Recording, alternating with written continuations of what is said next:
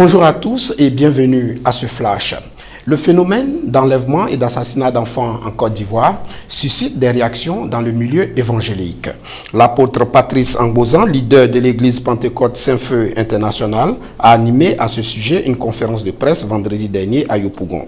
Au cours de cette rencontre avec la presse, le ministre de Dieu a dénoncé ce phénomène. Selon lui, des esprits mauvais ont investi la Côte d'Ivoire et s'attaquent à ses fondements. C'est pourquoi il appelle toute l'église de Côte d'Ivoire à se lever dans la prière. Il invite toute la nation à participer à un vaste programme de prière qui débute le 30 mars 2018 au siège de l'église qu'il dirige à Yopougon, nouveau bureau à Abidjan. Une partie du plus grand marché de la capitale guinéenne Conakry a été ravagée par un incendie dans la nuit du samedi 17 au dimanche 18 mars. Au moins 300 commerces, étals et kiosques sont partis en fumée. Dans la matinée de ce dimanche, l'incendie n'était pas encore maîtrisé, mais la zone était circonscrite. Le feu s'est déclaré peu avant minuit dans un atelier de couture Samtil. On ne connaît pas encore les causes de l'incendie, mais on évoque un court-circuit. Les pompiers, arrivés promptement sur les lieux, n'ont pu pénétrer dans le marché. Le Maroc, la Tunisie, le Sénégal et la Côte d'Ivoire sont des pays dans la zone francophone qui émergent en matière de commerce électronique.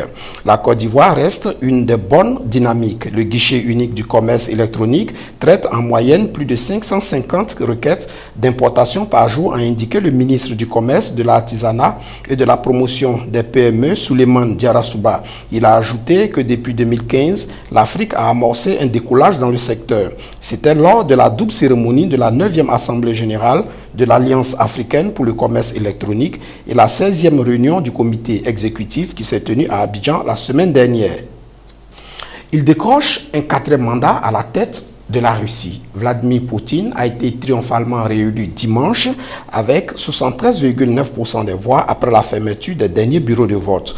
En deuxième position, le candidat du Parti communiste, Pavel Grudinin, a obtenu 11,2% devant l'ultranationaliste Vladimir Zhirinovsky, 6,7%, et la journaliste proche de l'opposition libérale, Ksenia Sobchak, avec 2,5%, au thème d'une élection sans suspense qui verra le président russe rester au pouvoir jusqu'en 2024. Vladimir Poutine analyse sa large victoire comme un signe de confiance et d'espoir des Russes.